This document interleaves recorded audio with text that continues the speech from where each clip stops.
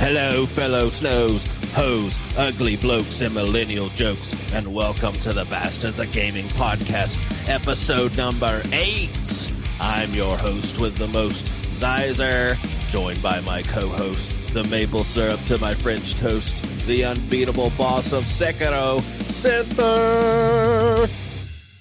So I recently visited one of my go-to retro game stores in Hamilton, Ontario called Super 1-Up Games. This place has a great selection of games and hardware, but in the back of the store, they have a ton of coin-op machines, like Turtles in Time, the Simpsons 4-player game, the Die Hard light gun game, and some other stuff. So anyway, it's a pretty cool place. So I'm looking around, and in walks a large group of extremely boisterous, stereotypical teenage nerds. The second they walked in the door, it was like they discovered all the confidence in the world because they had finally arrived in their like safe place. I swear all the normalcy in the air was immediately sucked out and replaced with their awkwardness. They immediately came in and started falling all over the glass cases to look at the games. This is one of those moments where I was kind of ashamed to be part of the video game and nerd culture just because I'm standing there and I'm not like these people at all. I'm kind of pretty normal. So the group of adventurers walked past me to the arcade area in the back, and I say adventurers because it looked like they were legit LARPing in the store. They had things like treasures hanging off every hook and pocket of their backpacks and coats and everything else. And like they were just ready to take down like fucking Smaug from Lord of the Rings. So one of them comes back. This guy was about 5.5 feet tall, looking like a cross between John Belushi and Dustin from Stranger Things, had an authentic Super Mario hat on, under which his curly hair sprung out of, a windbreaker, salmon-colored pants, and a backpack with all these like gaming keychains, lanyards, buttons, and whatever the hell else he had on there. So he walks right up to the counter, and with all the confidence of Razor Ramon, he says, "Hey, yo, got any quarters?" So he's saying this to the guy behind the counter. The guy looks up at him, and I'm standing like 2 feet away. And I look at this guy.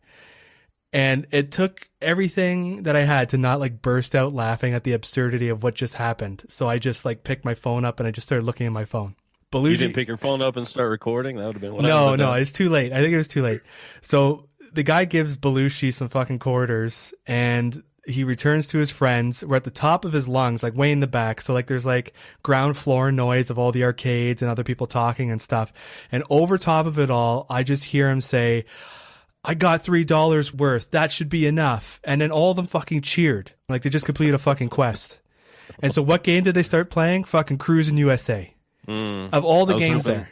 I was hoping the story was going to end with them playing Turtles in Time, because at least that would have been somewhat of a redemption. Well, that's what I would have played. I would have played that or the Simpsons game or something, you know, but they go up to fucking Cruisin', yeah, USA. Like, what? Why want to fucking play that?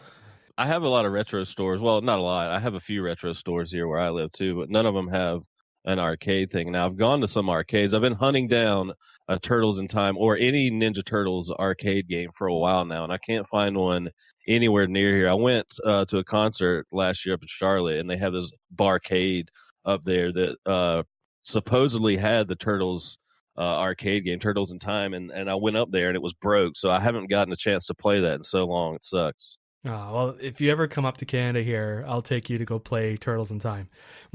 About a year ago, they had the cabinet, but it was broken.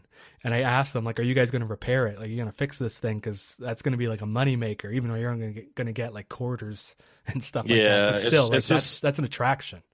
Yeah, it's so hard to find somebody that can repair those things. Like, it's not easy. And some of them are just kind of, at a certain point, it's not worth it anymore to fix them. Well, they did. Somehow they did. They figured it out. So how long did you stay around with this lucky band of adventurers? That was basically at the tail end of my excursion into the store. I already looked at everything. I was about to go on my way out, but I wanted to ask a guy a question, and then this happened. Well, I'm just kind of upset that you didn't take a photo or some kind of video of this, because I would have loved to see how these guys looked, because your description was pretty on point, at least in terms of what I would imagine they looked like. But yeah, I would have actually liked to see a picture. Plus, I would like to see a picture of this retro gaming store that you're talking about, because it sounds pretty cool. Well, next time I go, I'll take some video or something. I'll ask if I could do it, and if they don't mind, and I'll do that. Maybe those people will come back. Fucking John Belushi Mario and his crew. Yeah, well, no, normally people like free advertising, as it were, on social media. So normally they're cool with you taking pictures and being like, "Hey, check out this cool store I found," or whatever. But yeah, that's cool. You have to send me some pictures next time. So for this week, the topic of the week is going to be: do you have to identify or relate to a game in any way to enjoy it? But up first, we're going to talk about some news this week. We haven't done news in a while. We're going to be talking about the PlayStation 5 details that came out yesterday.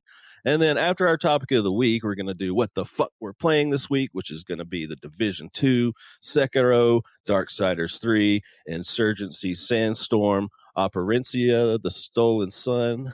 And after that, we'll move into our Q&A section. And just to let everyone know, we're available for free on all podcast platforms: iTunes, Spotify, Stitcher, Google Music, and tons more. Just search for Bastards of Gaming. And if we're not on a platform of your choice, just let us know and we'll make that happen for you. Are you part of the Bastards community? No? Well, join the fucking conversation and engage with us by liking our Facebook page at facebook.com/bastardsofgaming. Each week we share your thoughts and feedback on our show. Subscribe to us on YouTube and rewatch clips from past episodes. Simply search for Bastards of Gaming. Lastly, we would love if you could leave us some honest reviews on our Facebook ratings page or in the podcast platform you use to listen to us, such as iTunes. Those reviews will go a long way in helping us build this podcast and community. All right, hot news for the week this week is the PlayStation 5 first details, baby. All right, so this just came out of nowhere yesterday. Sort of PlayStation, well, Sony has kind of been a wild card this year. They pulled out of E3. They're not going to be at E3 this year, which is unheard of. And now they're doing these sort of Nintendo Treehouse style guerrilla tactics with their releasing of information and talking about video games. So there's a Wired article, which is apparently the first information we're going to get about the PlayStation 5 that dropped yesterday. So it's basically them talking to Mark Cerny, which is sort of the main sort of tech guy, the architect behind the PlayStation hardware. He was the guy that sort of put together the PlayStation 4. So they interviewed him. So I'm just going to read some of the quotes from this here. Mark Cerny would like to get one thing out of the way right now. The video game console that Sony has spent the past 4 years building is no mere upgrade. But the PlayStation's next generation console will once again feature an AMD chipset, which is what they've been sort of using in all the consoles. Even Xbox is using AMD chipsets, so this was kind of expected. Quote, the CPU is based on the third generation of AMD's Ryzen line and contains 8 cores of the company's new 7nm Zen 2 microarchitecture. The GPU, a custom variant of Radeon's Navi family, will support ray tracing, a technique that models the travel of light to simulate complex interactions in 3D environments. While ray tracing is a staple of Hollywood's visual effects and is beginning to worm its way into high-end processors and NVIDIA's recently announced RTX line, no game console has been able to manage it yet. I just don't really know how much they're going to be able to put ray tracing stuff into these new consoles. I mean, it's barely achievable on sort of PCs now to get to run a game at 4K, 60 frames per second with any kind of ray tracing on is like super expensive, just outrageous. So I don't really know what they're going to do with this in a console. I don't know. What do you think about this information so far, SynthR?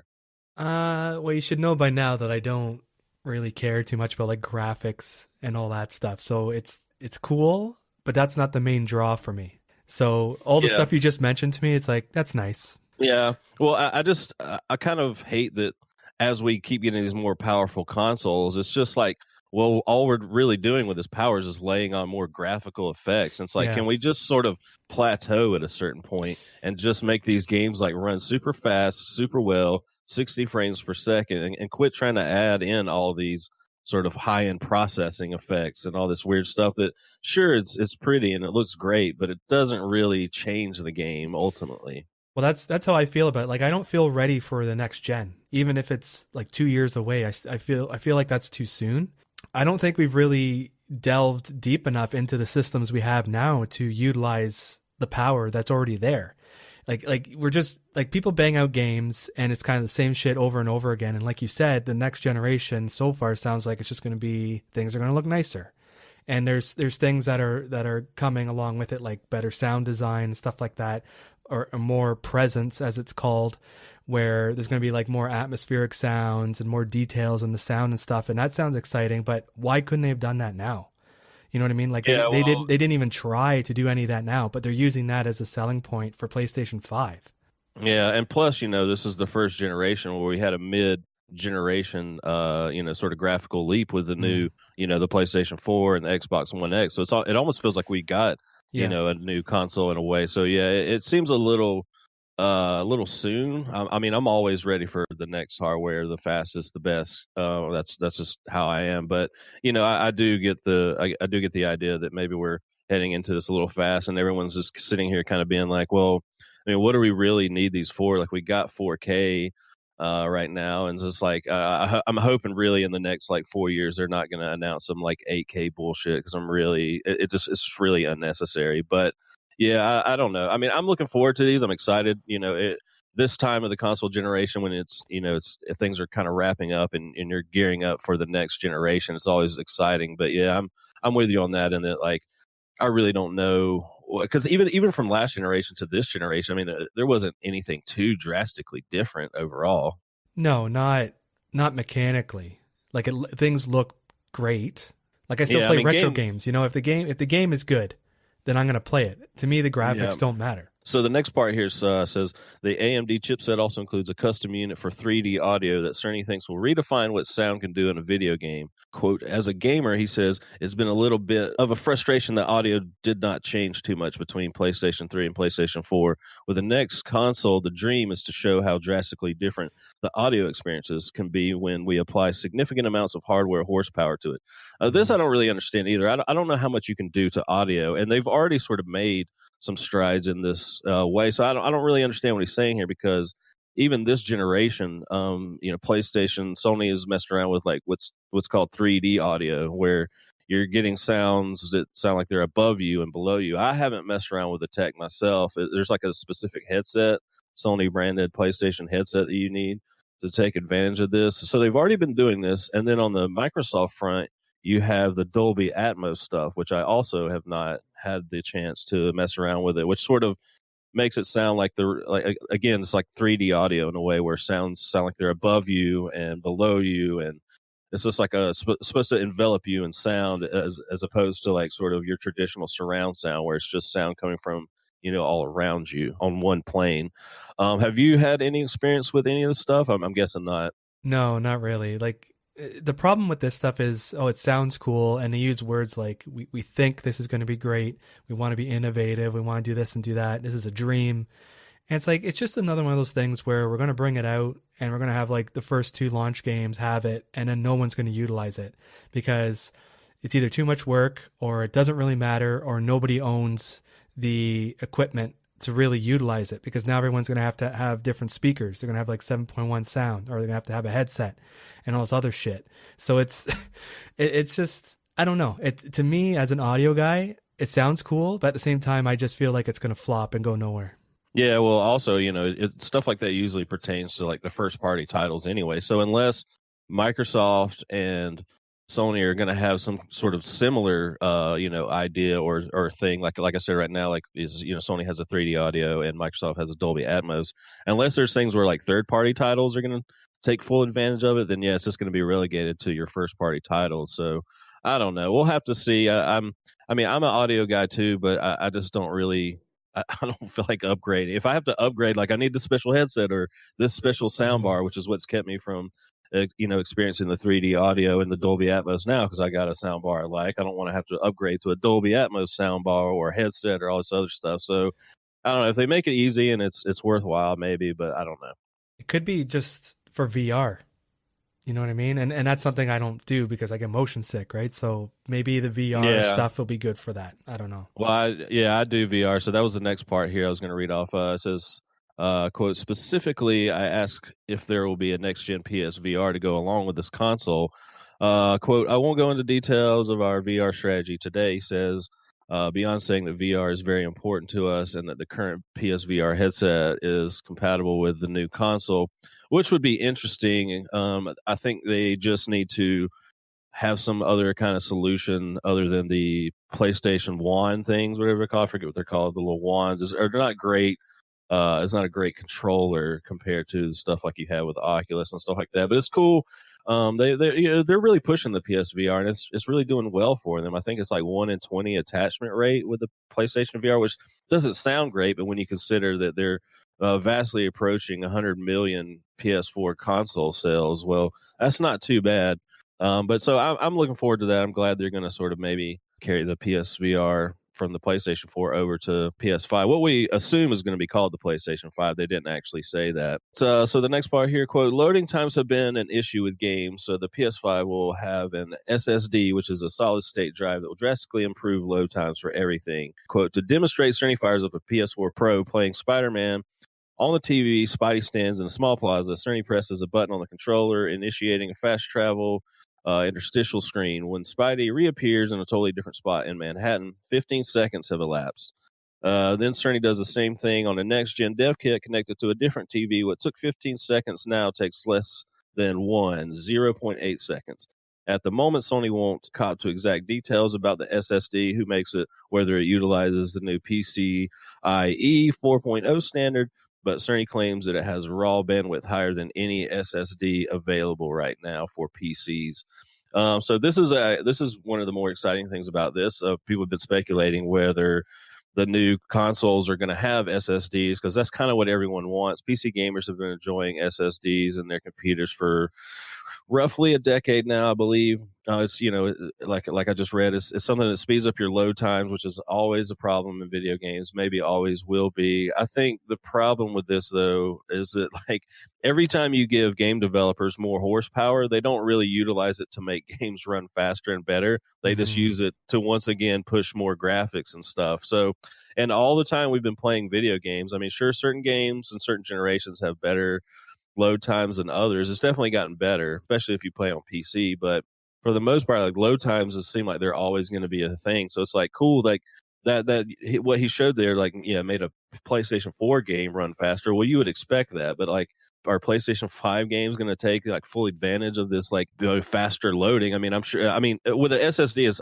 it's automatically going to be faster, yes. But like I said, if these games keep getting bigger and you got to load in all these 4K textures and these huge open worlds, well, like I don't know, does it just all even out at the end of the day? No, you said exactly what the problem is. It's just like your body. If you push yourself to the point where you're like gassed and you can't breathe, it is what it is. You know what I mean? Like even if you're super fit, you're going to be gassed if you're pushing yourself. So if these developers are pushing the hardware as far as they can go, there's always going to be load times or problems or whatever. So unless they're going to be making like PS4 level games, so the system is 3 times more powerful than it needs to be, and the load times are in split seconds, then sure, it'll work. But that's not what happens. It's exactly what you said.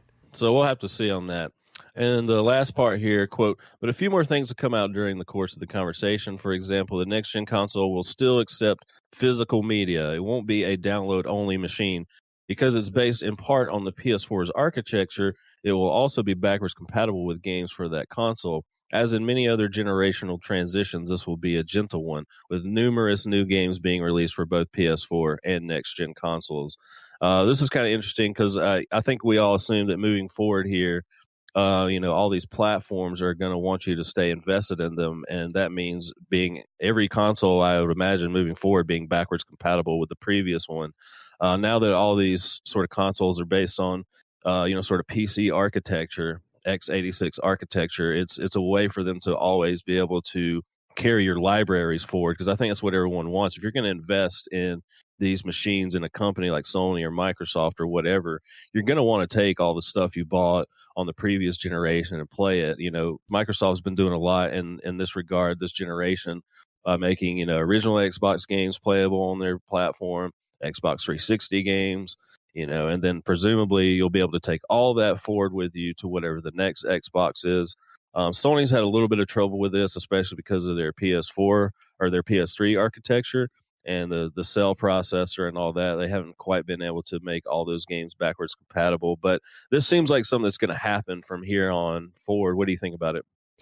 I'm all for backward compatibility because it's like a huge benefit. Of course, I'd want to get to the next generation and still be able to play my old stuff. And if you can let me play it on one system, that's awesome. Yeah, well, it just goes a long way to like, making gamers feel good about investing in your brand and your sort of ecosystem if they feel like they're not going to have to like dump everything and start over on a new generation, Mm-hmm. So what about the, as I call it, the dickless Xbox One S that they're bringing out, the discless one? Yeah, well, that sort of ties into what we were talking about last week's episode with the streaming thing. Like, is this, because we're moving to digital, it looks like GameStop is probably going to collapse here in the next year. I'd be surprised if they survive this year. They had like a almost $700 million loss last year. So people are definitely going digital.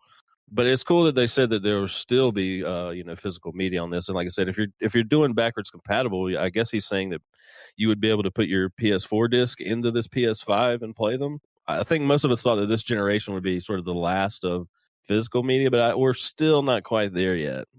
Yeah, I don't know why they're bringing this out now. Even if you're looking for an Xbox One X at this point, you're probably not going to buy that version if you haven't already invested in one, Yeah, it gets 2 thumbs down from me. Whoever came up with that idea should be fired. Fire them! Fired. Fired. Fuck them. Fucking fire them.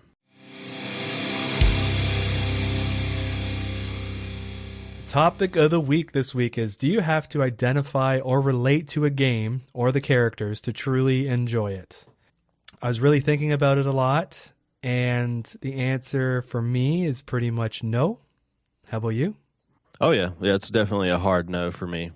Like, I was thinking about it, and it's like, I play games to escape and to experience things I wouldn't experience in normal life. So when you play a video game, that's all it really is. You're not playing like an office simulator, even though that exists.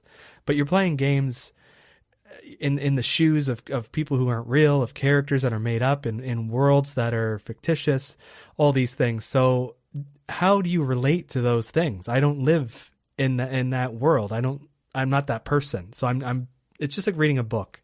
It's different points of views. It's different experiences. You'll learn something from it.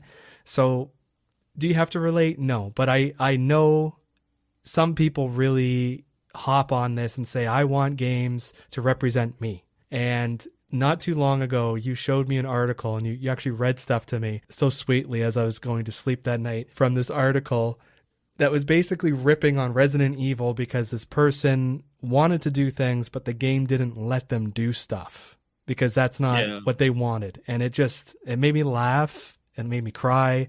It made me hate the world because it's just so ridiculous. But I'll give it to you.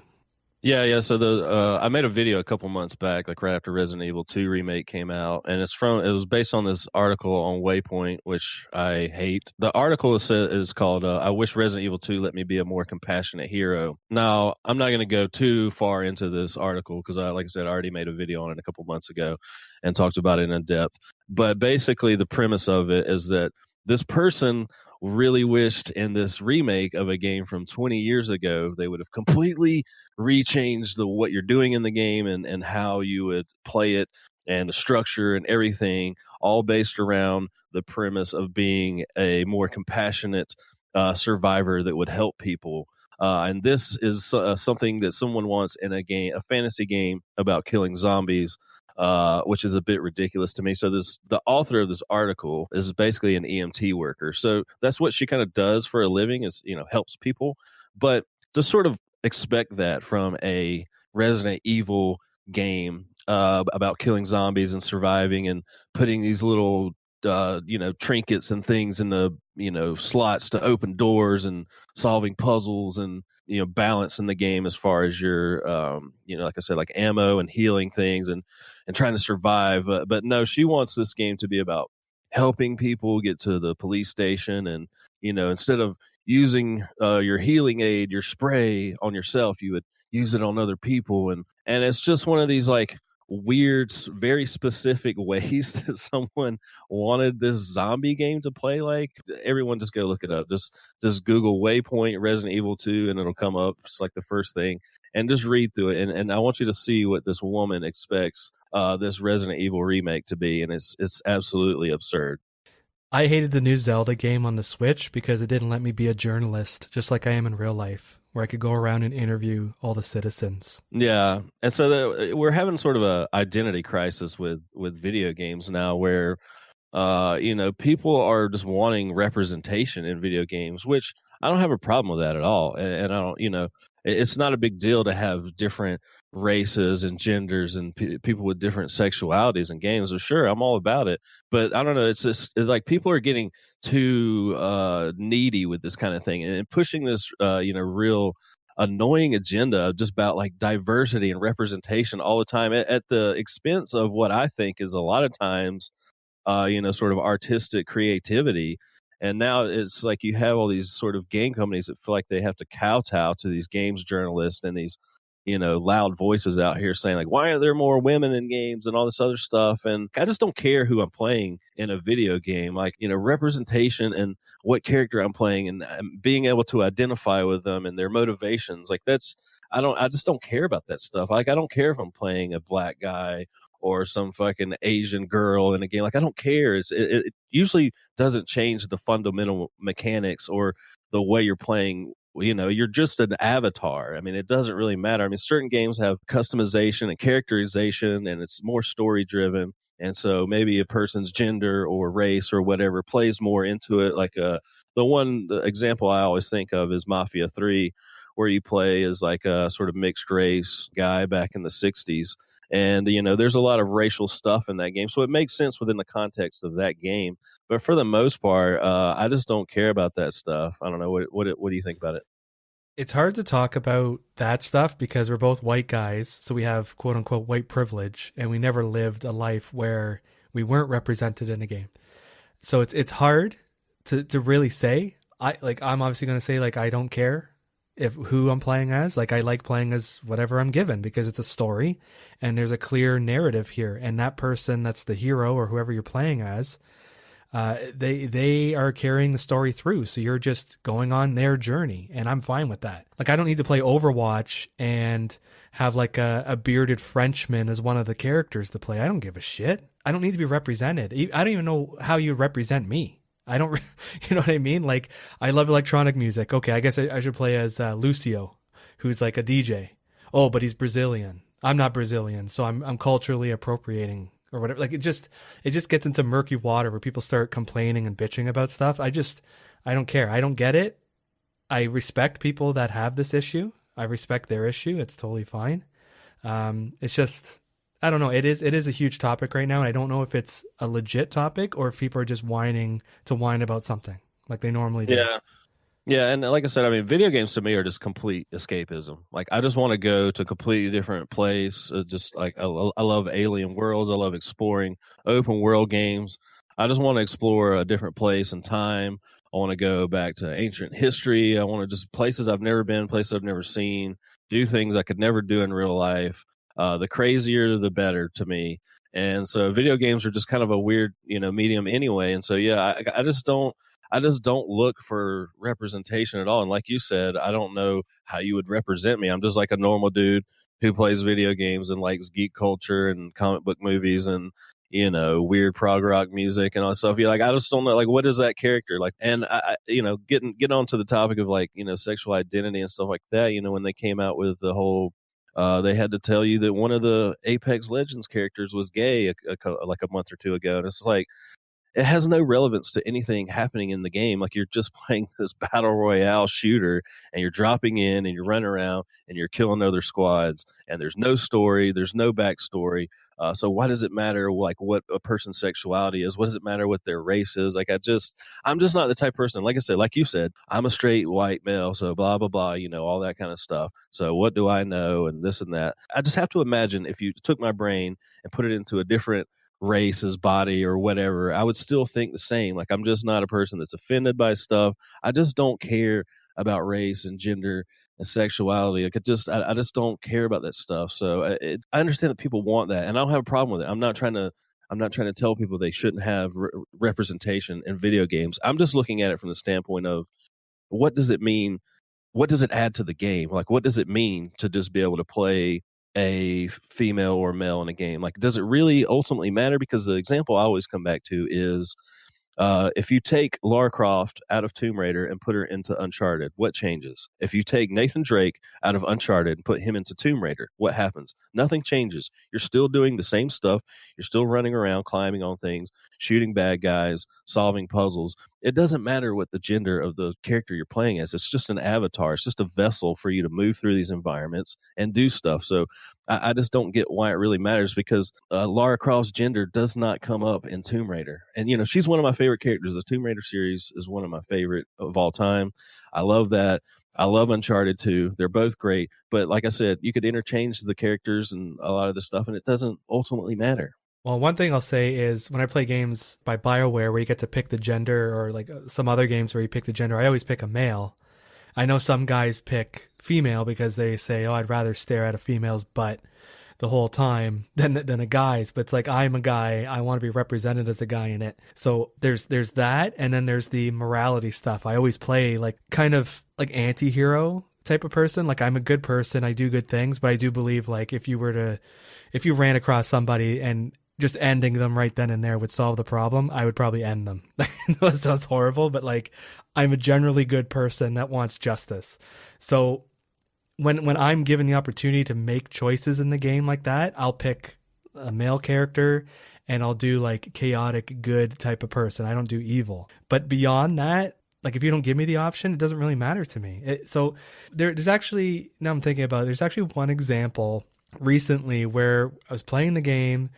And I do this in movies too all the time, where I'm invested in it.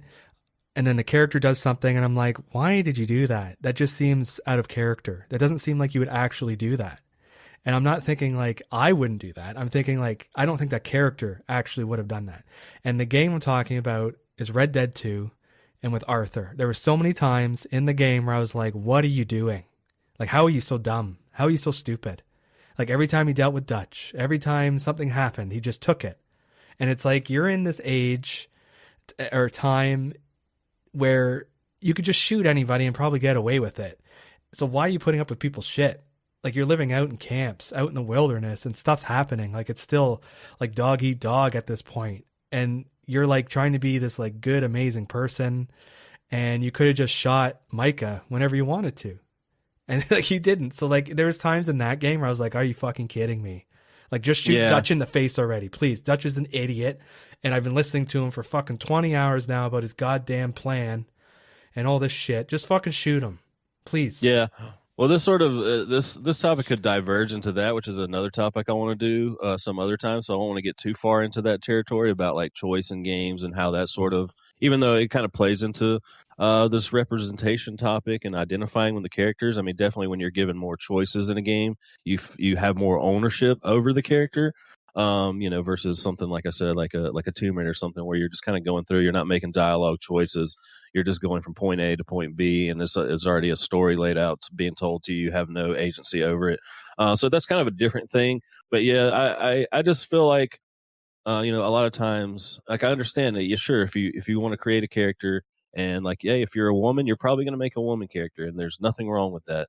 But you start getting into all this like weird territory of like, well, I want this character to be gay, and it's like, well, what does that add to the gameplay? Like, is that going to change the game in any way? If you could make a character, you could make a trans character or whatever you want to be.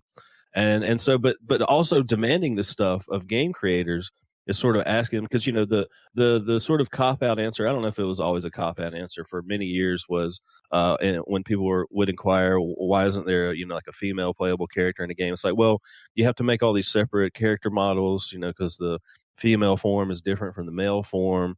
And so, like, developers would say, well, it's just a lot of extra work to do that. I don't know if that was a cop-out answer or not, but that came up multiple times throughout the years. So if you're getting into this territory of, well, now, gender is on a spectrum and I want to be all these different, very specific things, then how much extra work is that for a game developer to put that stuff in? And at a certain point, because video games are so hard to make, like, how much extra work are we asking of these developers? You know what I'm saying? Yeah, I don't know. I don't know if it's much more work or if it's just, hey, let's mocap a woman or somebody and just, there we go, we got the data. Yeah. As long as people aren't like forcing this stuff. And like I said, that's the biggest problem I have with sort of games journalism and everything that started happening about 4 or 5 years ago, like Gamergate and all that. It's just I don't have any problem with representation. I've always been very supportive of gay people and trans people, whoever else. Like I don't care. Do what you want to do, live your life, be who you want to be. I'm not ever going to stop you. I don't want laws in place that, don't allow you to have the same privileges as I do. None of that stuff. But at a certain point, like how much are you going to demand like game developers cater to you specifically? I mean, if you're a gay person and and you're maybe slightly overweight and you want to have that represented in a game, it's just like, well, at a certain point, you're kind of just being selfish a little bit if you're wanting like all these very specific things. Now, if it's a game that has a character creator that allows you to be able to, sort of make your character however you want, and it's a story game like a Bethesda game where you have a lot of agency, then it makes more sense. But yeah, if you're just playing like Resident Evil 2, like why does it matter what your character looks like or what race they are or any of that stuff? And unless it has any bearing on the story or character development throughout, I just don't understand why people are so up in arms with this representation stuff all the time. I don't know either. We probably should have grabbed somebody that's into this so that they could explain it. That's what we should have done. So if anybody's out there listening to this and you're listening to us and you're like, these guys are fucking idiots, I need to get on the show, just hit us up. We'll bring you on the show to explain, because I would like to know. Like, I know people like certain things and I don't get all of it because I like my own certain things too. So I get what preferences are, but let's have a discussion here. I don't, I just don't, and even thinking about it, like I was trying to think of specific games and characters that I really identify, and I just couldn't really think of any, to be honest with you. I mean, not only is it a thing of like, I just don't really care that much, but I just like, I mean, when I'm watching like a TV show or movie, sometimes I want to have a character or something that I kind of identify with, or if I was like, if I was in like Game of Thrones world, like this is the type of character I would be like this character. But I just don't go into anything looking for that. And like I said, I couldn't think of any examples of any characters that I really identified with. It's always just like a sort of distant like admiration. Like I love Arthur from Red Dead, even though he makes dumb decisions and does dumb things, but I don't identify with Arthur a lot of times. I just like his character. The same with like Geralt from The Witcher. He's one of my favorite characters in video games too. I kind of identify with certain things about him, like his weird sense of humor and stuff like that. But overall, like I don't really identify with him. I just like him as a character. I just think he's cool because he's different than me, and he does things that I probably wouldn't do in the that world and stuff like that. And that's what's interesting to me. It's seeing different points of view, and that's ultimately I think what a lot of these people are talking about with representation is they just want to see different points of view. And I'm all about that. And like I said, that's why I love playing video games. I like seeing weird worlds and alien races and what's their fucking religion and what's their sort of political hierarchy and all this stuff. And all this stuff's interesting. You can definitely explore all this stuff in games. I'm not saying let's not do it. I'm not saying I don't want it. But I just, like I said, what does it add to the specific game that you're asking this from? Like I said, in the case of this writer talking about Resident Evil 2, what she wants from this game is not relevant whatsoever to the game that's there. You know what I mean? Yeah, like I'm a boring person. I don't want to play myself in a game. You know what I mean? Like I'm not like fun. Like put me in that situation, I'm probably fun, but like putting me in a game just to represent me, like why? Like I want to be somebody else. You know what I mean? Like, and to go back to who I would identify with, it's hard for me to pick one out too, because I'm not really represented in a game with my personality and stuff. So the first person that comes to mind would be like Marcus Phoenix. You know what I mean? Like a badass going out there, saving the day, doing whatever, but reluctantly, like kind of like, fuck my tomatoes. You know what I mean? Like that's me, like really sarcastic, really whatever. So he kind of has like my personality that way, where he's like a dad doing what he has to do to save shit, but he's like complaining and making sarcastic remarks about stuff all the time. So like I identified with him, even though in the context of the game, it's like a very small thing where you see his personality. It's not really fleshed out, So there's not a lot of games where they really flesh out characters. But when there is a game that does have that, so I'll go back to BioWare again, where they have like all the different party members. They all have dialogue. They all have side missions and stuff. I'll get to know those people playing as myself. Like I, as Commander Shepard or whoever, I want to get to know my crew, but I, as a person, I want to get to know these people too, because they're interesting. It's world building. You know what I mean? They're not like me at all. And that's why I'm playing the game, because it's interesting. It's different. It's something new. Like I said, I'm boring. I don't need to see myself in a game because I would know what I'm doing in the game. I would already know all that shit. I don't need that. I need new things to like spark my brain and like capture my imagination. Yeah, no, I'm the same way. Like I said, it gets back to if you're talking about like, choices in games. I mean, a lot of games are just like the choices are just kind of binary and stuff anyway. And unless we get to a place where you can absolutely 100%, I don't know, like voice chat with the NPCs and say the things you want to say and be the person you really want to be, and the choices aren't so linear in video games. Like I don't know that you're ever going to be fully represented, as it were, in a game. And like I said, if you're making something like, let's just take another example is like the new Cyberpunk 2077 is coming out. There was a lot of backlash year about, you can make a female character or a male character in that game and play through it. Well, then you had like all these other sort of trans people and stuff and be like, well, I want to play something in between.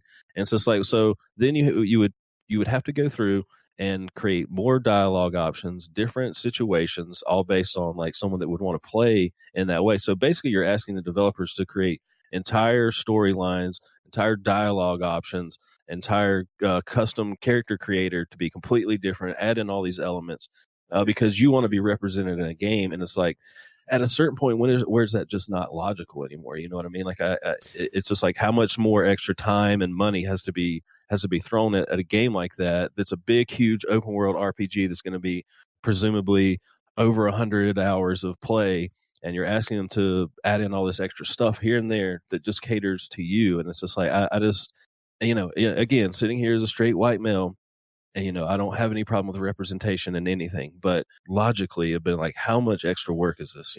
Yeah, the extra work definitely, like, it just doesn't make sense. But like, let's move away from video games for a second and say someone's watching a movie. And now they're like, well, they should have changed his character. Are they going to go and like get the producer or writer and be like, look, you need to like change this movie, or someone who wrote a book and the character doesn't really jive with them? Are they going to go after the author of the book? Like it's a piece.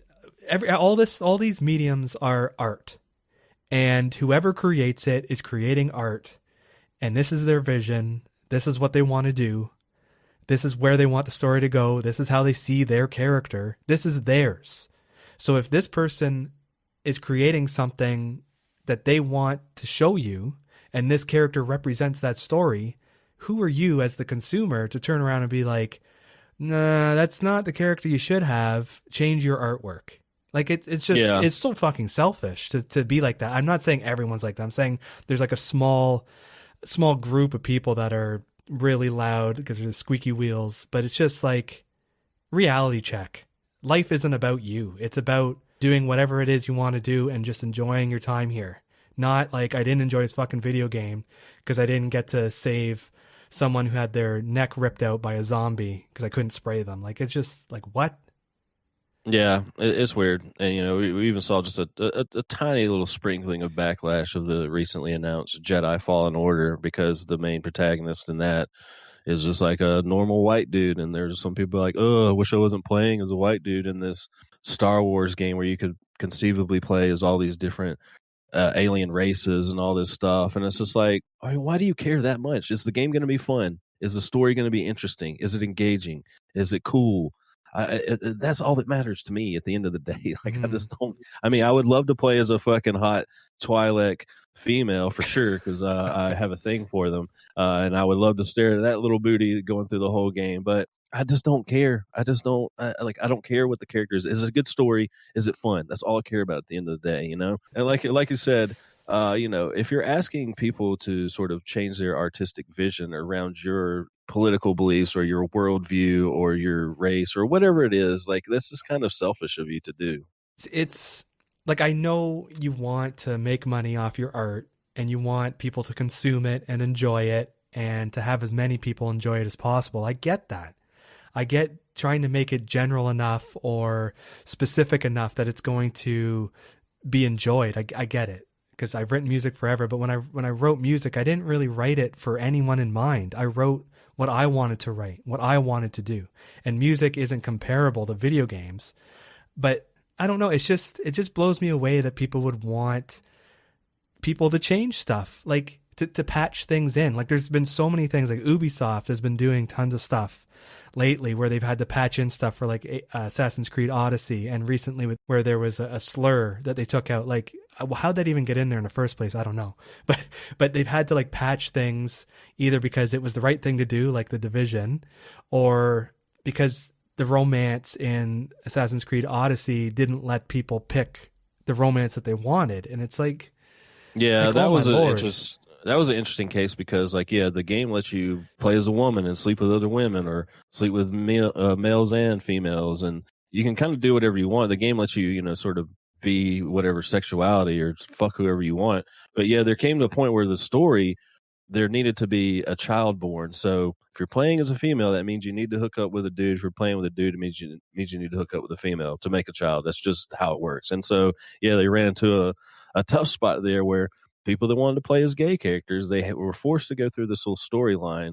I don't remember how they ultimately patched it out or what happened. I didn't follow that too closely. I just remember reading about it, and I'm like, this is where video games though are different than everything else, in that, like, as a player, because they are video games, you do have some agency over it, and so I know why people want to take ownership of their characters and their decisions and stuff in the games. But yeah, at a certain point, things have to happen. Biology is what it is. And, if you have a storyline in a game where child needs to be born or something to carry on the legacy or whatever, then normal things have to happen to make that happen.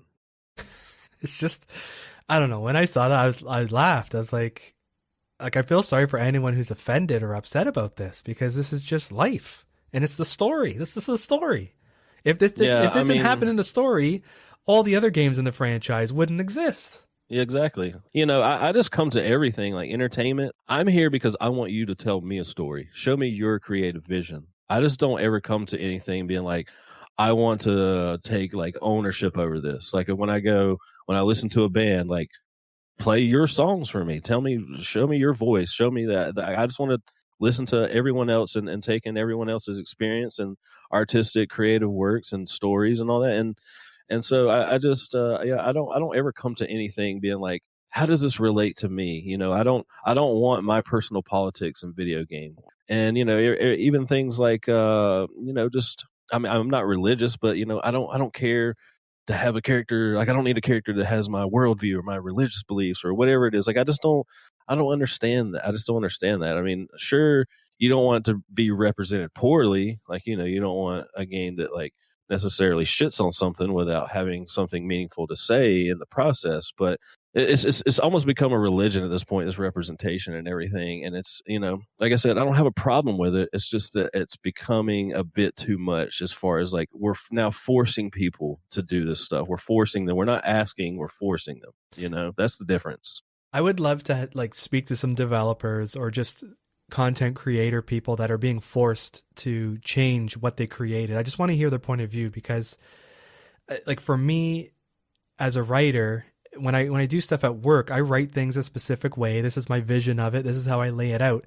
And when people start editing my copy and stuff, I don't get married to it, but it still bothers me to some extent, because I put a lot of time and effort into the flow of the story or whatever it is I'm writing. And now people are changing it because they think it'll sound a little bit better this way. And a lot of the time I'll look at it and be like, okay, let's see what they did.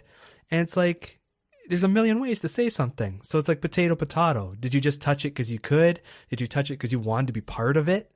You know what I mean? Like, do you want to be complaining and be represented in the game because you want to feel like you're part of the gaming industry? Like, I don't know. Like, I'm trying to like speculate here, but it's just like, I would be upset if people were coming at me after I spent like 2-3 years making a video game and people are like, no, that is shit. This is how I feel about it. Yeah, I don't know. I just wish we could go back to the times where people realize that everything in the world is not for them. And if you don't like something, you can just walk away from it. There's something else out there for you. There's plenty of entertainment. There's plenty of video games. There's plenty of TV shows. There's plenty of movies. If you don't like it, if it doesn't represent you, doesn't make you happy, move on to something else. Just let it go. The world is cruel. It's not a fun place all the time. It's very depressing a lot of times. And so people just kind of need to realize that, like, not everything's out there for you. The world's not easy. It's not fair. Just get over it. You don't like something, move on. Find something you do like. Stop dwelling on things that make you unhappy. I don't know. Yeah, no, I don't disagree. So to kind of wrap this up, like before we go, I actually have a couple games here that have, I think I have a couple like interesting points of view on it for representation, or at least like identifying with the game itself. So one of them is like XCOM. So we've both played it, and I know you probably do the same thing as I do, where you name people you know as the, or you put them in the game as the characters. Yeah, I Yeah. did that for sure. So It was one of those things like I've never done that in any other game, I don't think.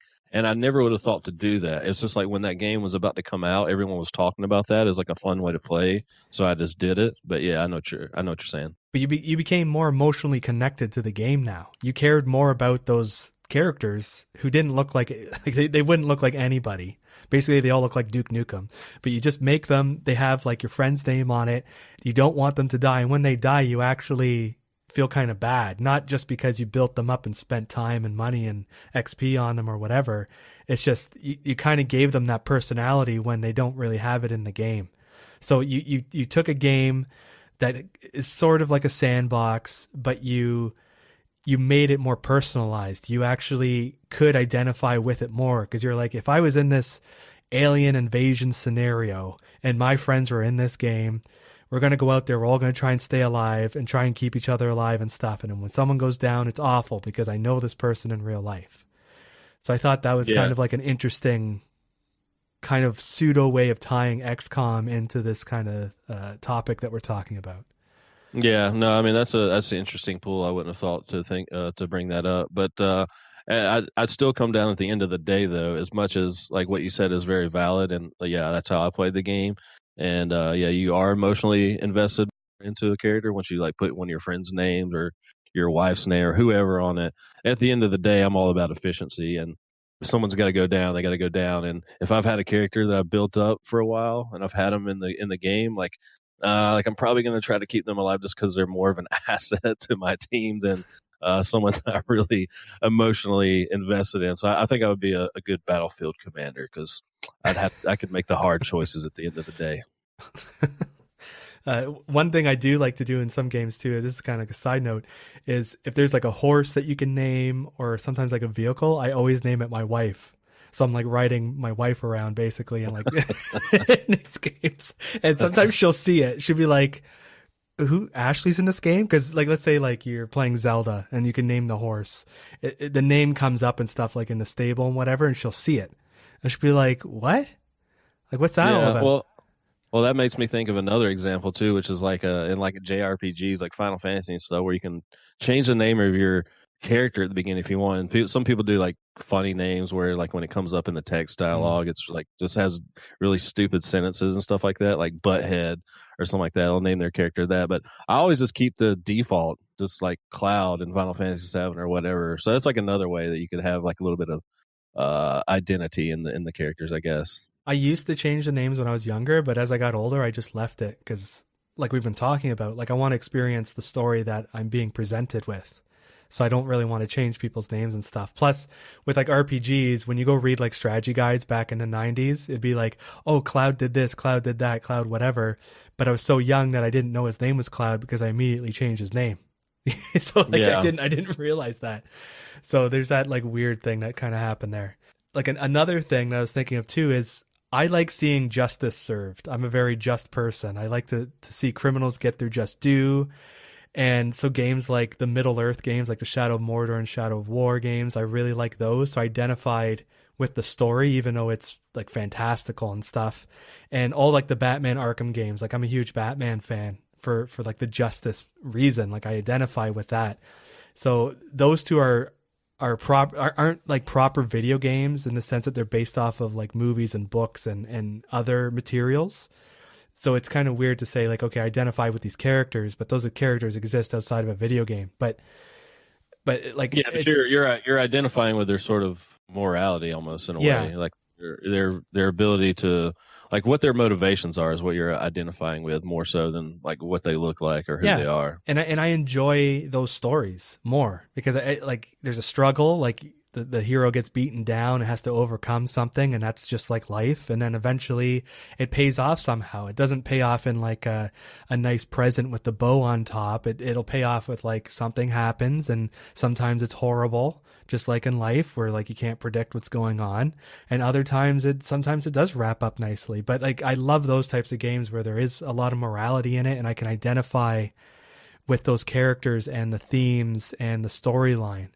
And that's kind of why I like Geralt from The Witcher too, because he's almost like a Batman to me, where I just sort of identify with the way he would just go town to town trying to solve problems for different people, and it was all about like getting to the bottom of some kind of like, because you're basically doing a lot of detective work in that game too, like in the same way that you are with like Bruce Wayne and like Batman and stuff like that.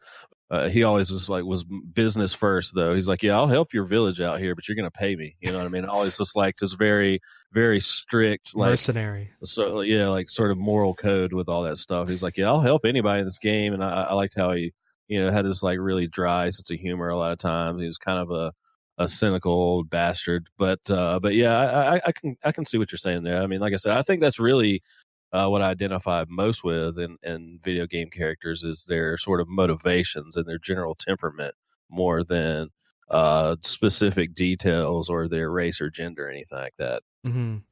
So normally I'm a sort of like an upbeat person, but I have like a really dark side to me too, with like sarcasm and whatever. So I really like games like Diablo and the lore that's in that. So I identify with the like supernatural aspects of it and like the horribleness of the world and all that stuff. Like I like those things. It's probably one of the reasons why one of my favorite things in the world is the Berserk manga. And I identify with like guts and stuff. I just love that series. It's like one of my favorite things in the world. So for us, I was going to mention like Twisted Metal and like the fucked up stories and how people get wishes, but the wish ends up being screwed around by Calypso and stuff. And it's not so much that I identify with that. It's more so it like enjoying the like mental, psychological stuff of it. It's kind of like Batman, where it has like the psychological aspect of it. But Twisted Metal kind of had that for like a game that shouldn't have that, because the characters, if you read about them, were kind of like they're all screwed up. And the world's screwed up, and the stuff that happens is screwed up. So it's super bizarre and interesting, and like there's gore, and then there's a bit of like sarcastic humor in there, dark humor, and it's just like, I guess that's what it is. It's the dark humor. I like dark humor.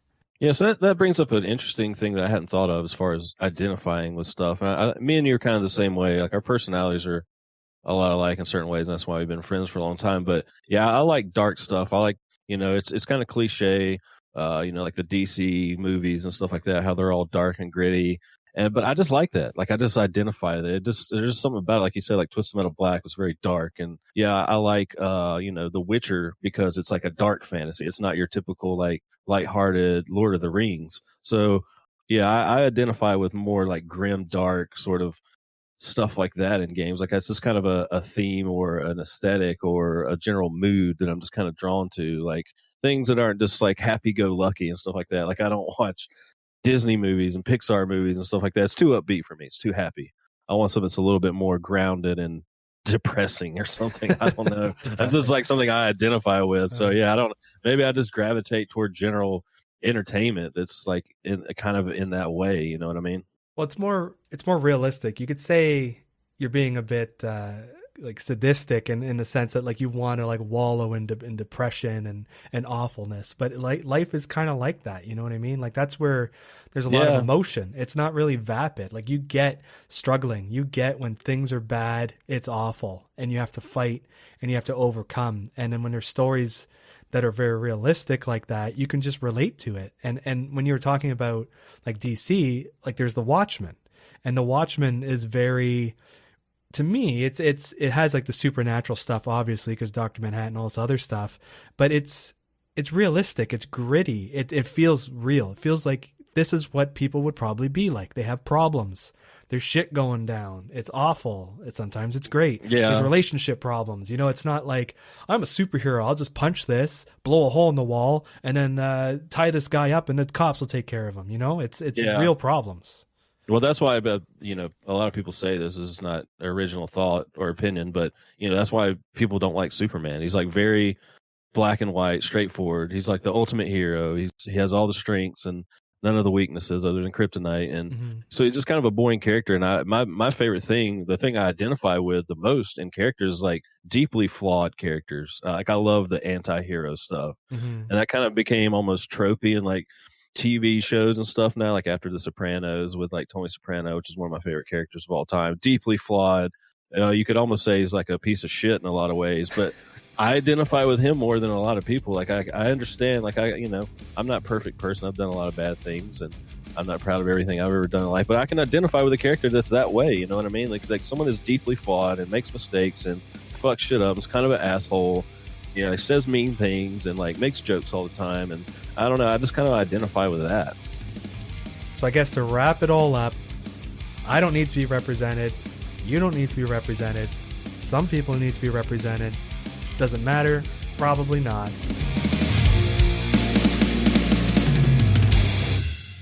All right, time for the what the fuck we're playing this week. And this week we're going to be talking about the Division 2 Sekiro, Darksiders 3, Insurgency Sandstorm, Operencia, The Stolen Sun, and SynthR's Retro Game Day with a Friend.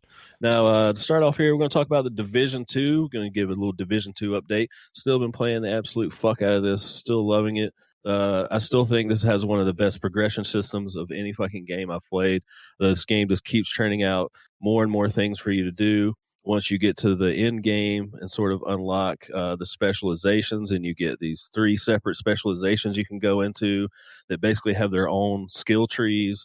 So I remember a couple weeks ago you were speculating on whether there would be like grenade upgrades and stuff like that. Those do come into play with the specializations. So now you have so the 3 specializations are demolitionist, which is like you get like a 4th weapon, which is basically like a special weapon. So you get like a grenade launcher, and then you have the survivalist, which you get like a little crossbow, which is if you play through the game, you get hit by those enemies that have the crossbow. It's basically that. And then the sharpshooter, which is the only one I haven't played yet. You get, I guess it's like some kind of high powered sniper rifle. That's the only one I haven't played with yet. But yeah, you get grenades. You get a incendiary grenade, a frag grenade, which does bleeding damage.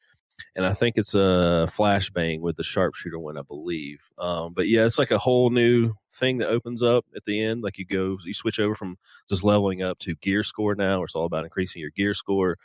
And so yeah, I'm having a lot of fun with that. I've been mostly playing Demolitionist, about filled out the entire skill tree. But you can switch between all 3 of those at any point if you want to. So it's like this whole, like, it's almost like having 3 separate little characters that you can level up at the end. It's like an extra layer. And the way they sort of just keep layering on stuff for you to do, it's super fun. You get to the different world tiers. I'm world tier 5 now, which is the max. I'm just trying to get my gear score all the way up to 500, get ready for the raid coming out. So what do you think about that? You haven't seen the specialization stuff. So we still need to get you through that last stronghold. I know I'm behind. I've been sick and busy and all this other stuff. You know how my life is right now. Yeah. But so the other thing I was just going to touch on, I sort of dabbled a little bit in some of the other stuff. I played a little bit of the Dark Zone. The Dark Zone just doesn't seem like a focus in this game. Like, I don't know, maybe I need to jump in more. It seems me and Evan ran through ourselves one night. It was like we went to the hardest one. It was super hard, but the rewards just didn't seem worthwhile. And I'm not really running into a whole lot of players in the Dark Zone. It doesn't seem like that's really the end game here in this game, which is kind of weird. So a lot less emphasis on the Dark Zone this time around, it feels like. I'm wondering if that's just because there's so much to do in the main game, or people just don't really care about it now. And then I tried the conflict mode, which is basically like the PvP. I did a few matches of that. It's basically like a 4-on-4, almost like a Gears of War style. You have a certain amount of respawns. You're just kind of running around the map, killing each other. It was pretty fun, but not something I want to spend a lot of time with. But I've been going around, sort of messing around with the matchmaking a lot. There's a lot of stuff you can matchmake into in this game, and it's almost a little bit too much, where it's hard to find people sometimes, or it takes a few minutes to really load into a mission, because everyone's doing specific missions, and you can do conflict, or you can matchmake for bounties and stuff like that. So it's kind of cool that you can matchmake for all this stuff, but there's like so much stuff that you can matchmake into that it can be hard to find players sometimes in a timely manner. But other than that, I mean, yeah, I'm still loving it, still having a ton of fun.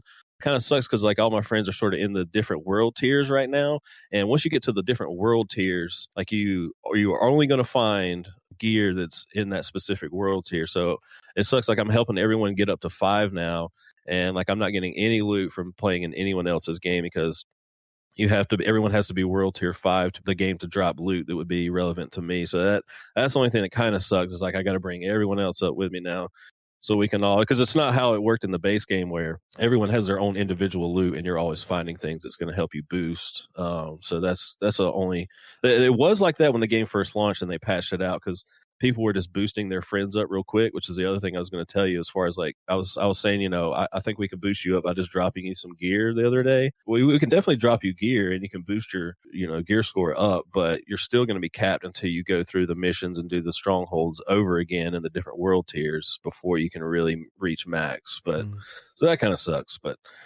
yeah, other than that, still loving the Division. Still going to be playing a shit ton of that moving forward. But another game I played, was super excited about was Sekiro. This is from Software, you know, the makers of you know, Demon Souls, Dark Souls, Bloodborne, all that stuff. Video games that I don't really like. I've dabbled in them. I was under the assumption that this was going to be maybe a more user friendly From Software game, and it turns out it's probably the hardest one they ever made. So I fucking bounced off of it super quick. I was originally attracted to it because it looks so damn cool, and I've been wanting a sort of ninja samurai game for quite a while now. There hasn't been like a cool ninja game. Like I've always wanted a Tenchu remake or them to bring back that series, and I kind of thought maybe this would be a little bit like that. Like you're a ninja sneaking around, jumping on rooftops, stabbing dudes, and there is that. There's some stealth elements in this game that's really fun. But yeah, I realized very quickly this game was not for me. It's the first game in a while. It kind of pissed me off a little bit while I was playing it, and that's not the emotion I want to have playing a video game.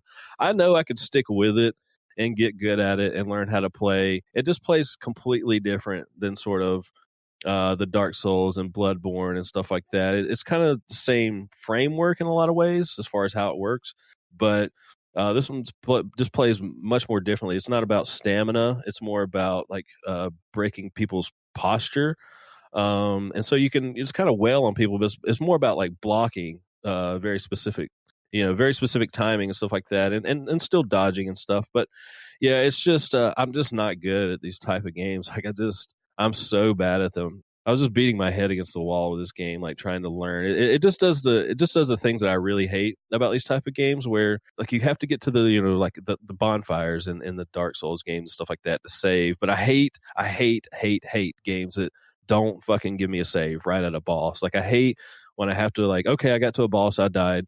Now I spawn back at the bonfire or whatever it is in the specific game. This one that has these little statues that you spawn at. I can't remember what they're called, but yeah, so then I have to fight the boss again. I have to run back, run past all these enemies, or fight them. Probably get damaged on the way, and then make my way to the boss. Fight him. He's got fucking ads coming in. I wish I could just learn the timing of the boss, but no. Now I have to deal with fucking ads on the side coming in, trying to hit me from the back and all this other stuff. And it's just a lot of bullshit that I'm not down with. Like I said, I wanted to play more of this. I watched some other people playing it. Some of the bosses just look incredible. The graphics are awesome. I love this one seemed like it had more of a story than like the Dark Souls and Bloodborne and stuff like that. Like I was really digging the vibe of this game, like really digging it. But sadly, yeah, it's just not the game for me. It's going to be a lot of like learning and like bashing my head against a wall with some of this stuff. And I was just like, I'm just kind of out. So I kind of quit on that. What did you think about Sekiro? Have you? I haven't played it yet. Yeah, I know you haven't played it, but like just seeing it, like, did it seem appealing to you? Yeah, it's something I'm going to try. Like I've said before, I'm not a big Dark Souls fan. Like that type of like really punishing gameplay. Yeah, well, just get ready. Yeah, just get ready because this is like the hardest one they've ever made. Which I was hoping this was going to be the easiest one. I was really hoping this was going to be a little bit more, just not fucking me in the ass the whole time I'm playing a game. But that's not what it turned out to be. Yeah, we'll see. I'll have to wait for it to come down in price to justify. Yeah. I just rented it for a few nights, and so that's why I was like, for $4 and some change, I'll rent this for a few nights and see what it's like. I'm glad I didn't buy it because I was really thinking about buying it at one point, but I'm glad I didn't because I would have returned it immediately. And then the other game I've been playing, Darksiders 3, I sort of rented that this week. I'm a big fan of the Darksiders games. Real big fan. Me and Magnum, big fans of Darksiders 1 and 2. we never thought once THQ went under that we were ever going to get another Darksiders, but there was always a glimmer of hope because Nordic, which is now THQ Nordic, that bought up a lot of the old THQ games, bought up the rights to Darksiders. And when they, said, I think it was last year that they were making a Darksiders 3, got super excited. Game came out last year, back last November, to very little fanfare whatsoever. It just seemed kind of middling. I'm like maybe 5, 6, 7 hours into it. It's kind of like, I don't know. It's kind of like the DiGiorno pizza of video games. Like, it's just kind of mundane and average. There's nothing special about it. It was made by a very small team. It's a hack and slash adventure game, just like the other ones. It's just not as inspired. It's fun enough. Like, I'm actually enjoying playing through it. I'm enjoying it more than I thought I would, to be honest with you. But it's not. It's just kind of average, mundane. Like, just feels very uninspired. Just kind of it's a video game ass video game. You're going through solving puzzles. Got to find 3 of this item and put them in the thing and kill a bunch of people. There's a light sort of Dark Soulsy element to it that doesn't really ruin it for me. I thought it might, because everyone wants to copy that fucking series now. But yeah, it's your sort of Zelda, going different dungeons, Metroidvania style game, puzzles, combat, all that stuff. Doesn't have any of the loot systems from Darksiders 2. You're picking up after sort of parallel to the events of the other 2 games. You're playing as Fury, so this is like the 4 horsemen of the apocalypse and all that stuff. But I mean, so far pretty good. Not great. It's definitely worth a rental or pick up on the cheap, maybe, if you're just looking for something different to play. Like I said, it's a video game. It's not doing anything new or special, but I'm enjoying it. It's fun. It's comfort food in a way. So what else you got? You want to talk about this Operencia? I don't really know much about it. Yeah, so Operencia, the Stolen Sun, is a first-person classic turn-based dungeon crawler. So when I say like a turn-based dungeon crawler, I'm talking about like really old school games like Heroes of Might and Magic, Lands of Lore, probably stuff that you have no idea what I'm talking about. But basically, you're just moving tile by tile forward, and you can turn, and you're in like a dungeon. So like there's walls on either side, and there's puzzles. There's like things hidden on the walls that you can like pull for a switch to get like a treasure chest and stuff like that. So you're moving through the dungeon, and it'll like create like a map so you can see where you've been and where like hidden things are. And traditionally in those types of games, you'd have to like do this on graph paper, where you would like mark down where you've moved and like mark on the graph paper like where like a treasure chest is or like a secret is or something, and then you would go back to that later on. And it's almost like pen and paper and the video game together. So it's one of these games that I've always liked, but they don't make too many of them. And actually, another one that came to mind is Legend of Grimrock was one of the like biggest ones in the last 10 years that came out on PC for it. So basically, like, you're going around doing this stuff, and then you have like turn-based battles with your party, and you just build your party the way you want with whatever skills you want. You equip them with stuff. So it's a slower RPG, but it's just really cool because there's like a lot of exploration. There's a lot of puzzles, and some RPGs don't really. Well, a lot of RPG genres don't really have that puzzle aspect where you're trying to solve, like, how am I supposed to open this door? Well, I got to go flick this switch, and then there's a hidden wall here, and I got to go do this and do that. So it's fun to have like that detective aspect to it. And I didn't even know about this game until it came out on Game Pass, and I saw it and I was like, what's this? Let's check it out. And as soon as I saw a screenshot of it being like a turn-based dungeon crawler, I was like, sold, install it right now, let's play. So I've been playing that quite a bit, and it's like the Game Pass thing. Another game that was like that just kind of went on Game Pass. I didn't really know about it or didn't follow it. Was Mutant Year Zero, and I've told you about that game before, where it's like a tactical RPG, but it has like an XCOM feel to it, where you have like the movement points, and shooting has like your action points and stuff like that. And I think you should go play that game because you've liked XCOM. Like, I definitely recommend Mutant Year Zero. It's still on Game Pass, so get it. And yeah, I installed that a while back. I've just never gotten around to it. It's like 12 hours. It's not a long game, but it's really satisfying. It's fun. It's fair. It's not overly difficult, and it's an interesting world because the main characters are like mutants. Like, one's like a duck, and another one's a warthog, and then there's people who have like psychic abilities in it. So it kind of has some things that are from XCOM where people have like psychic abilities and stuff like that. But it's neat. You want to know like what the hell happened? Why are there mutants? because they didn't exist before the apocalypse basically happened in this game. So the two games there. So Operencia, Stolen Sun, I really recommend it. It's a really good game. And I'm looking at some. I'm looking at some screens and some footage of it. It looks cool. I've never even looked at it. I didn't even know what it was. So this is Which my one? first. Operencia. Operencia. Yeah, I'm looking at it right now. It's interesting. I don't know. It's a quality game, and it's all there. Like the people who made it knew what makes that genre special. Like when I started playing, I was like, oh yeah, I've been waiting for one of these games for a long time because it's just one of those dying genres that nobody does anymore. Yeah, that's cool. I might check it out at some point. So recently I spent a day with my longtime friend Jubei Kakarot, also known as the Kingpin of Retro Gaming. We've been friends for like over 25 years, and he has a great collection of retro stuff at his place. So on my way over to his place, he told me that he just was given a Sega CD and the laser's not working. So on the way there over to his house, I stopped off at a retro store to see if I could get some information on like where to get like a laser for this and whatever. And it just turns out you got to go on eBay. Maybe we go on YouTube and try and install it ourselves. But I was kind of disappointed because I've never really played the Sega CD. I've only seen Sewer Shark, I think the game was called. But he had a couple other games that I haven't seen before. And it's just a system I've never played. So I was hoping to play it. A best friend of mine got one. So I remember going over to his birthday party one time when we were like in 6th grade or something like that. And yeah, he got a Sega CD and we were playing it, the shitty Jurassic Park game for it, Sewer Shark.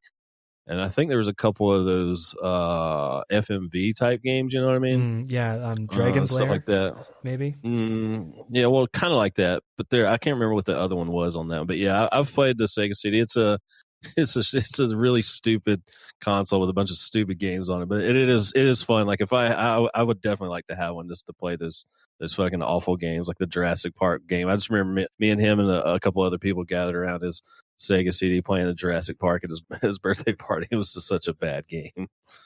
I want to just try it out because I never really had any experience with it, so hopefully he can get it up and running and I could check it out.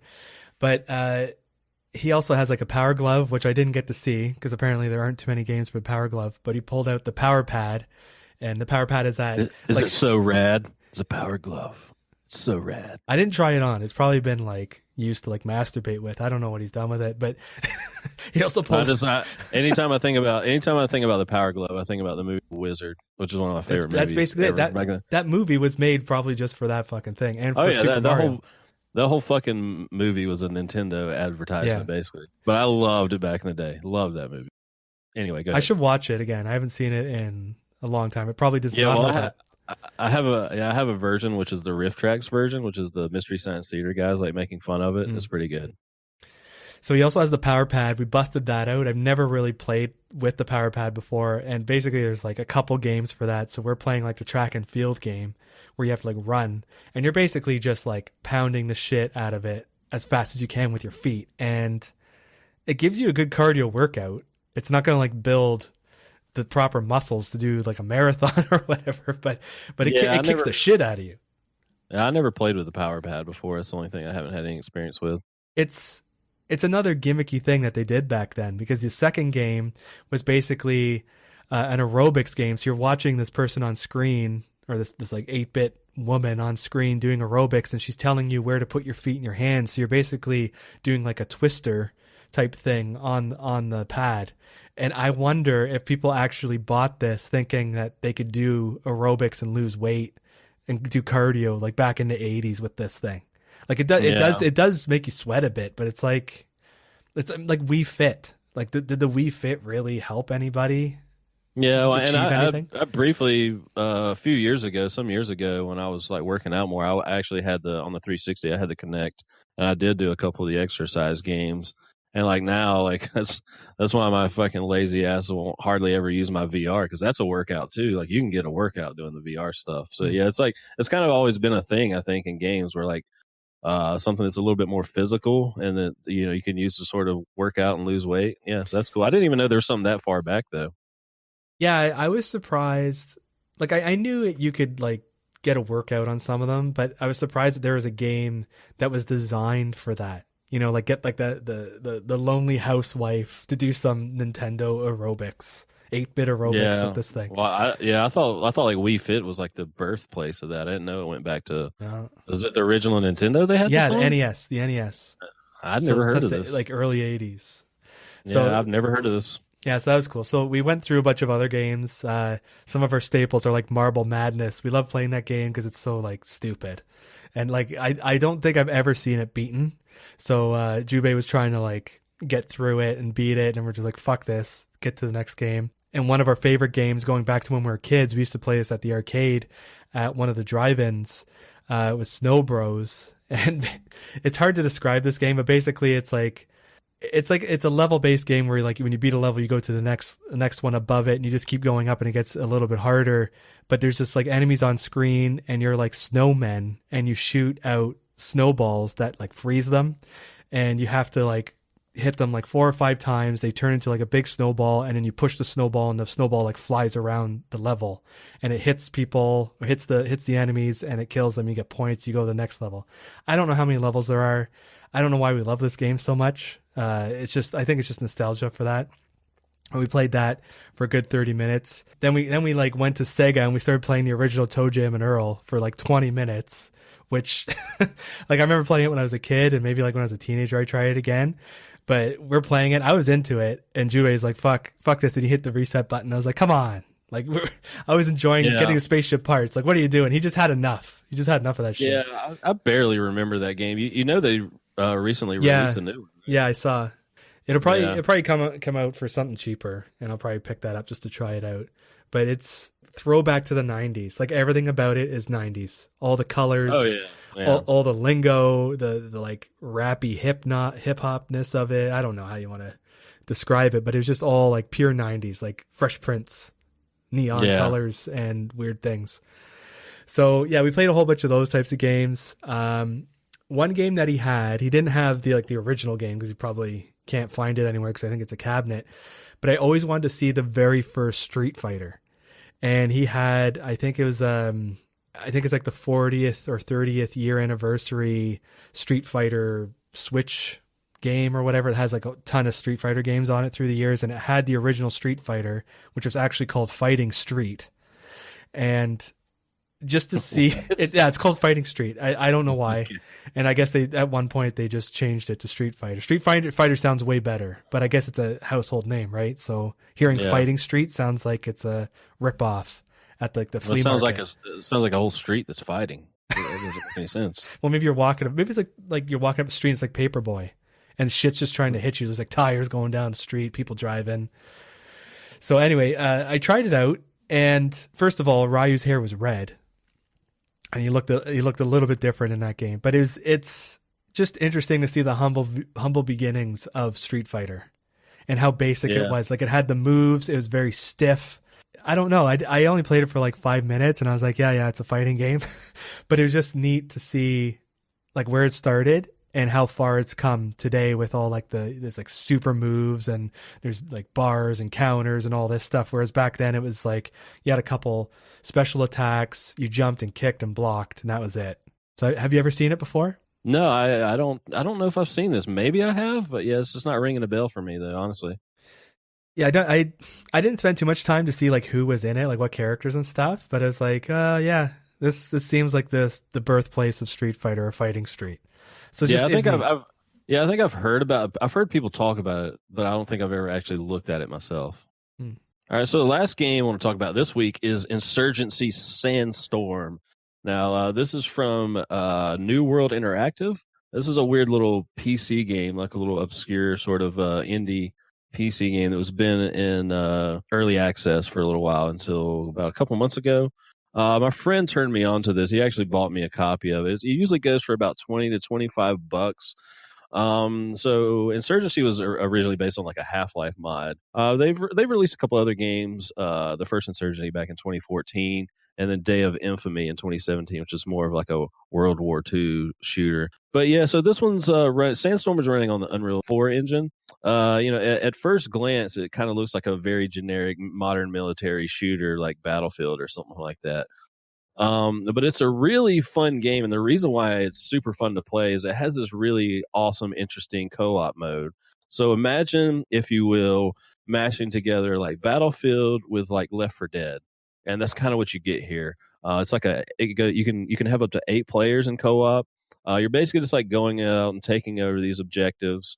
Not very sort of original premise to this game, but what's fun about it is the co-op mode is like nothing else I've ever played. You know, it's your strict first person shooter, modern military stuff. But what's cool is like the AI is like super fun and different, and every time you play, it's like a little bit different experience. So while you're just moving up and trying to take these objectives, it's just like you can be killed like super fast, and you only have like one life until your team sort of retakes the next area, and then you can respawn. But it gets super hairy. The firefights are crazy. Lots of fucking AI running in all over the place. Just very visceral combat. Some of the best AI I've seen in a game in a long time. Very engaging, super fun. Even though it's sort of repetitive, I think there's only about maybe 7, 8 maps ish in the game, and you can play them from both sides, like the sort of normal army men or the terrorist, and you get a little bit different mix when you play as either or. But yeah, you're just playing against a bunch of AI and stuff like that, and it's super fun. It's super hard. I mean, you can go in and tweak a lot of the settings. You can make custom games. It's one of those old school PC games where you're browsing servers and stuff like that, looking for very specific game types and stuff like that. But it's super fun. Like I totally recommend everyone check this game out. It does have your traditional multiplayer mode, like like a Battlefield or something like that. I played a little bit, but that's not really what I come to it for. But the co-op mode is just so much fun, and it has this. What I really love about it too is it has this like, sort of grassroots, like niche sort of player base to it, where everyone's like talking in comms and stuff like that, communicating. People are super cool, like people cracking jokes and being funny. It just has that like old school, like early Xbox Live days or early like PC gaming days, where like everyone that's there playing it is like really enjoying it, like really into it, and like everyone's just like super all about this game. So anyone you come across in that game that's going to be talking to you and stuff like that is like super invested in this game, and they really like it. So you're not just coming across like casuals and stuff like that. So it's just like this very tight knit sort of community that you would only get from like a smaller like PC game. And I'm really digging that vibe too, because it's like I said, it's a bunch of people communicating and calling out stuff and trying to really play the game to the best of its abilities. But yeah, it's a super fun game. I totally recommend everyone try this game for the co-op mode alone. One of the coolest fucking co-op modes I've played in any game. Just very different from anything else out there.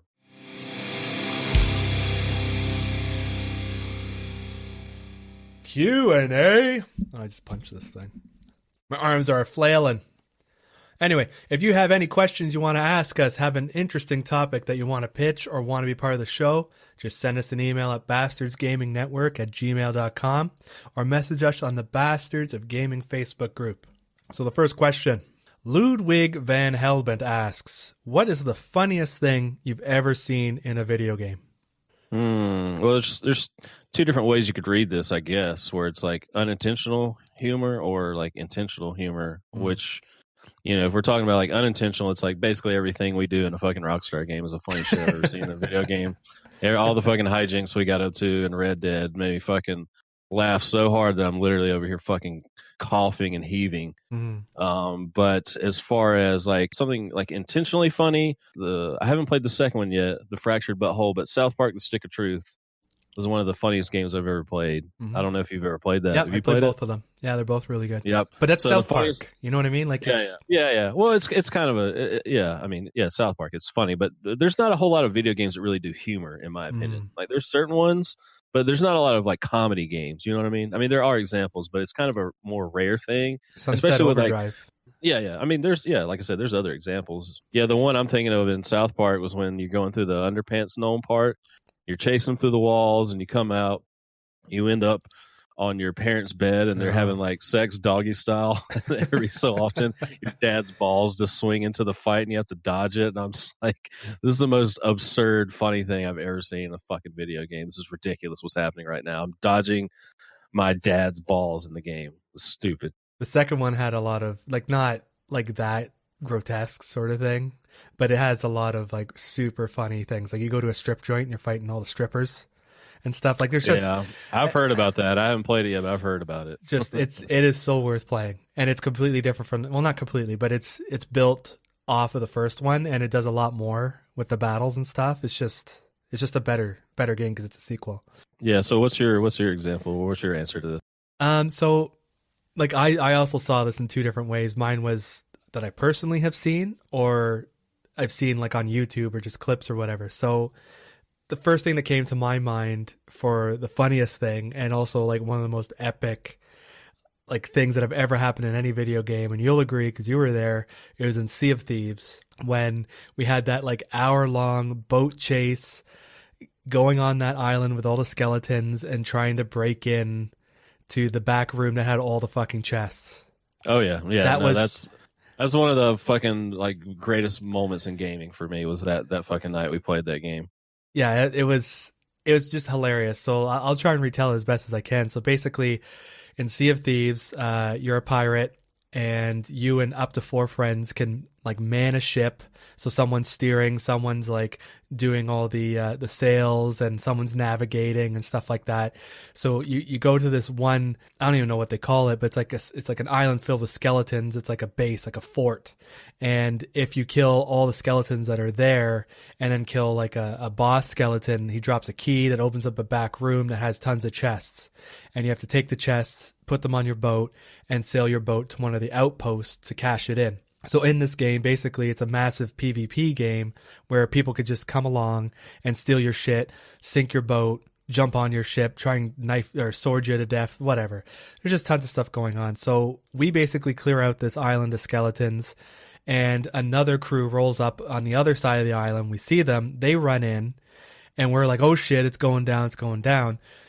They end up killing the boss, taking the key, getting back on their ship, and then sailing away. So all of a sudden, we're chasing this like 2-man schooner ship or whatever that's way faster than our ship. We can't really catch up with them.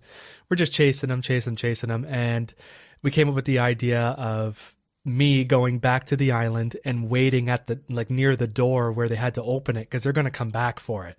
My team pretended to like keep chasing them.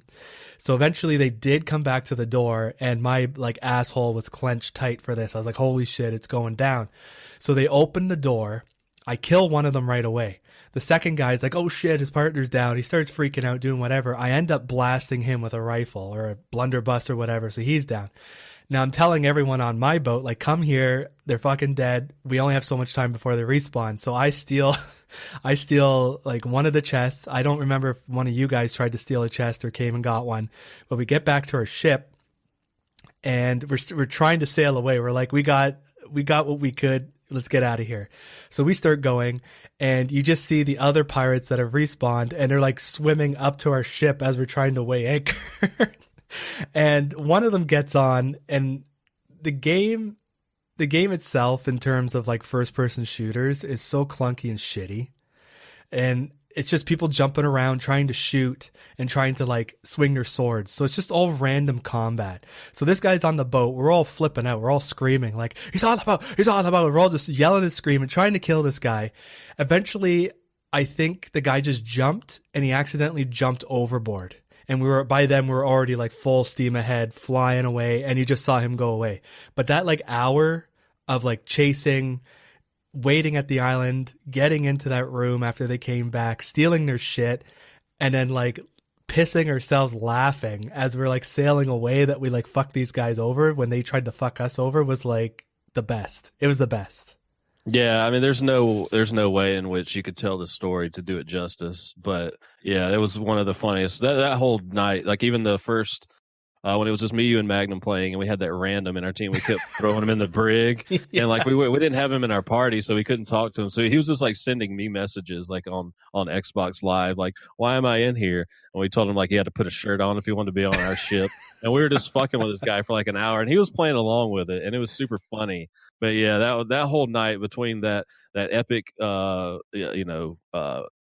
and forth with the other team for the loot, and then fucking with that guy and throwing him in the brig every time he did something bad, like he would go out and grab buckets of water and try to sink our ship, and we throw them in the brig again, and it was a whole night of just hilarious shit, and we tried for like many more nights after that to sort of recapture the magic of that one night, and it never happened. Well, the person that was going into the brig constantly, so for the viewers, if you don't know, so on your ship, you can vote to put one of your crewmates into like a jail that's in the ship underneath like at the bottom of the ship, basically. So we, like, as Xizor said, like, we're screwing around trying to make him do stuff to try and let him out, but he was like instigating things again. I guess he found it funny too. So at one point we're like, okay, we're kind of done with this guy. So we all got off the ship, and you can scuttle your ship, basically sink it. So he was in the brig, and we sunk the ship, and we busted out our instruments, and we're playing like a like a fucking dirge as the ship was sinking to the bottom of the ocean. And it was just like, I was crying, laughing so hard at just the absurdity. We're just in there, our ship's just like slowly sinking. He's in there. We're just all playing like fucking accordions and whatever else. So fucking stringed instruments on the fucking shore and watching it go down. Oh man, that was hilarious. But like that comes to mind because it was just like a sandbox. We made our own fun. In terms of like things that I saw like in video form, going back to Red Dead, in the first one, they had a whole bunch of glitches where like one was the cougar would get reskinned as like an NPC civilian. So it was like a person running around all gimp looking. So like he had like barely any legs, and like he was just elbows, and he was like acting like a cougar, like running around on the ground, jumping at John Marsden. And like, it was just so absurd looking. And then the other one was the birds were replaced by people. And so you see like birds flying in the air, and then there'd be like a person in there flapping their arms like a bird as they were flying through the air too. And it's just those glitches. I love glitches and like the absurdity that it like brings to the game. Yeah. But other funny shout outs, I did enjoy some people hate it, but I did enjoy the humor in like Borderlands 2. To this day, I still quote boner farts, even though it's the most fucking juvenile, stupid shit ever. But I love like Tiny Tina. I thought she was funny. And Mr. Torque was a fucking funny character in that. You know, some of the humor is hit or miss in that, and a lot of it's like, you know, based on like sort of early sort of meme culture online, and some people make fun of it for that. But I always thought Borderlands 2 was super funny. I think one of our favorite things is Shitballs from Ghost Recon Wildlands. Shitballs. And something, I don't know if you thought about this, but this goes into the sort of unintentionally funny territory that you brought this up a few years ago on our old website, and me and you like sort of bonded over this, because this, going back in the day, Captain America and the Avengers, the fucking stupid shit in that game is so unintentionally funny. Like, whirlwind.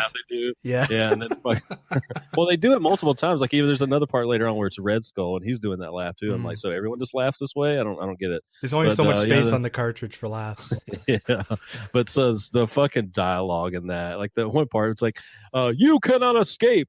And then Whirlwind's like, you will be the one escaping. I remember this was my fifth grade self, like me and my best friend playing that game all the time, just fucking laughing. It had the stupid fucking dialogue. Yeah. I think that was like the birthplace of my sort of sense of humor, was me and my best friend at the time, like making fun of this stupid game. Like one part where he's like, where's the laser? And Ultron's like, ask the police. These lines don't even make sense. And the one dude runs out. He's like, see my power. Yeah. America needs your help. Yeah, and it's like something about the way. Yeah, Captain America says no. That game just fucking makes it.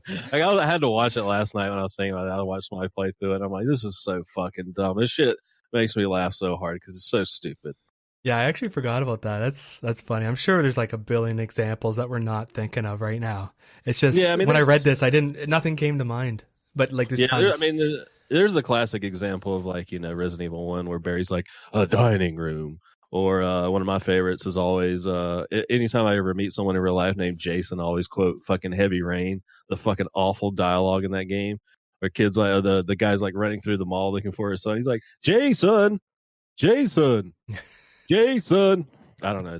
It always makes me laugh. It's just stupid shit like that. Video games are so bad until probably the last 10 years or so. Like, video game writing and dialogue was so bad, and a lot of like poorly produced cutscenes is like gave birth to just tons and tons of fucking hilarious moments that weren't meant to be funny.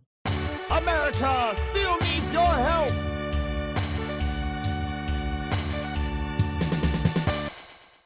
Okay, go! Go! All right, next question is Lemon Devon, who asks, love hearing you assholes fight about food, but what is your favorite chicken wing flavor, and do you prefer ranch or blue cheese? So I'll let you start this one. So off the top, I don't really like dipping my chicken wings in anything. So I don't really like ranch or blue cheese. Yeah, I like simplicity. I just want the chicken wing with whatever sauce is on it.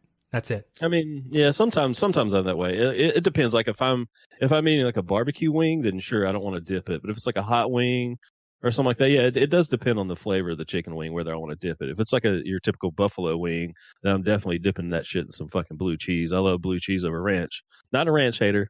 I'm perfectly fine with ranch, but between ranch and blue cheese, I'm going blue cheese. But I'd probably go ranch, I think.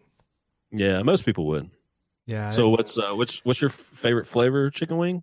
I don't eat tons of chicken wings, so like my palate is limited to this. Like I do like the generic one. I don't like hot chicken wings. I just like just enough, just spicy enough. You just like good. Naked wings? No, it needs to have something on it. Like if it's naked, I'll dip it in the blue cheese or something. I like saucy stuff. So I've had like a Xizor chicken wing, like a Caesar salad type thing. I thought that was okay, but it's just basically putting salad dressing on it. So I'm limited in the chicken wing flavors. So enlighten me. Yes, I don't know if I've ever had a Caesar wing. That's different. It just has like Renee's salad dressing on it. I don't know if they have that in the States. Yeah, well, I mean, we have every kind of chicken wing you can imagine, but yeah, I mean, I'm usually just a mild buffalo guy. I used to be like the fucking try hard that wanted to be like, give me your hottest shit, but I'm like, it's really not worth it to do that. It's just like a young guy's thing, I guess. You just want to like, give me the hottest shit you got. I mean, I love spicy food. I love hot stuff. But most of the time now I'm just like, let's just keep it kind of middle of the road here. I'm not trying to kill myself. So I like buffalo wings. So sometimes I'll do barbecue. I like barbecue wings. I mean, sometimes teriyaki. I'm good with pretty much anything as far as chicken wing flavors. It doesn't really matter to me. I don't have a favorite. Sometimes a dry rub is pretty good. It just depends. I don't know. I like my chicken wings to be a bit bigger. Like I hate the really small chicken wings that are like shit. Yeah. Like small from a small bird or something. I don't know. And I do like drumsticks better than the wing. Yeah. I guess that's the other question to ask. Do you like the flats or the normal sticks? I like the sticks. It has more meat on it. Yeah, like I don't understand the people that they just like they'll order wings and they'll be like, I want all flats. I'm like, no, like the flats are too much work, man. Yeah, it's like, it is extra work. Like I just like being able to eat the fucking chicken off the bone, man. It's not like I don't want to have to take this thing apart and dissect it. Although there's videos out there like people that very quickly like pull the one bone out and then just shove the whole chicken wing into their mouth and pull all the meat off in one fell swoop. I haven't really learned that technique, so maybe I would appreciate the flats more if I learned how to do that. But yeah, I'm not a flats person. Did you know that before chicken wings were actually a thing, they used to throw out those parts of the chicken? And then some guy, I think I read this, some guy was like, why am I throwing this out? We can repurpose it. And now today we like spend like $20 a fucking pound on them. Yeah, I didn't know that. Yeah, it's pretty ridiculous. You didn't know anything about mayonnaise or Miracle Whip and went through all that. Yeah, I don't need to know the history of the food. Is it good or is it... You just need to know the history that it went into your mouth. You're clearly a food historian. You know all about that's me, yeah, and where they came from and shit like that. See, but I get made fun of for the peanut butter onion. Like if I'm the man. Anyways, so So I did send you a picture the other day. I did order a barbecue chicken pizza the other day with pineapple on it and ate that. So I took one for the team for you. I showed that I'm willing to reach across the aisle. And, is that what it is? You took it for the team? Because you made it seem like, I'm going to get it because it's good with this like arrangement of ingredients. No. Yeah, but no, it's good. Like I said, on a barbecue chicken pizza, I think Tim commented on that on our Facebook group that pineapple's good on a barbecue chicken pizza, and I will agree. That's the one time that I would just leave it on. I was thinking about taking it off when I ordered it, but I was like, nah, I'll leave it on. I'll eat it, and it was good. I mean, I like pineapple. Don't get me wrong, great fruit, but yeah. So sometimes I'll throw them on there. So yeah, I had my barbecue chicken pizza last week with pineapples on it just for you. Well, kudos for you or to you. Mm-hmm. So you're talking about being a man and eating spicy shit before. I actually have a funny story. One of my friends This is going back maybe like 20 years ago. My dad loved hot sauces and all that crazy shit. So my dad would sometimes he'd buy roasted habanero peppers that were in like a can, like in like a sauce. And they were super good, like super tasty, really good, but they would just burn your fucking face off. So my friend, he's basically like Johnny Knoxville from Jackass. Like he would just do stuff for a laugh. You wouldn't have to do much to get him to do it. And I would never egg him on to do these things. I was like, don't do it. You're going to get hurt or something's going to happen to you. So he ate 3 of these fucking habanero things out of the can. My dad was there. My dad was the one like trying to get him to do it. He ate it. And he's like, oh, it wasn't so bad. It wasn't so bad. So that night he goes home. He has the shits so bad, like fucking ring of fire to the max. He calls me and he's like, I am so sick right now. Like I'm shitting fire out of my asshole from eating those things. My dad was like, who is that? Is that so-and-so? Tell him to get milk, pour it on toilet paper and wipe his ass with it. It'll get rid of the heat. That's stupid. So like my dad just made it up. He fucking did it and said it worked. So I don't know if this actually happened. Like, I don't know if he actually was shitting out fire and he was like having an upset stomach. I don't know if he actually wiped his ass with toilet paper doused in milk. I don't know, but I'm just going to say it did. And there's a new remedy. If you're shitting out hot lava, wipe your ass with some milk. Yeah, that's a PSA for the week, I guess. Yeah. The